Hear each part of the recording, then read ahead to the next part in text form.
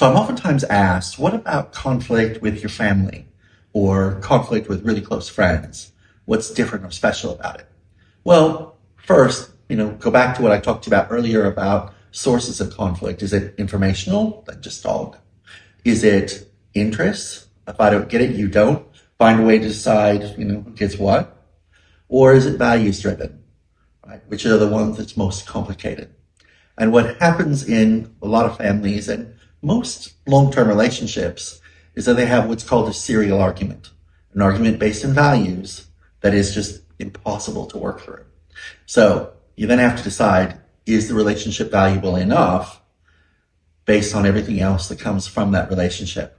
And if it is, then both parties learn over time to implicitly agree to never discuss the topic. Because every time it gets raised, both parties walk away feeling hurt and it damages the relationship. People can have lifetime relationships with that serial argument kind of implicitly understood to be something that we just don't discuss.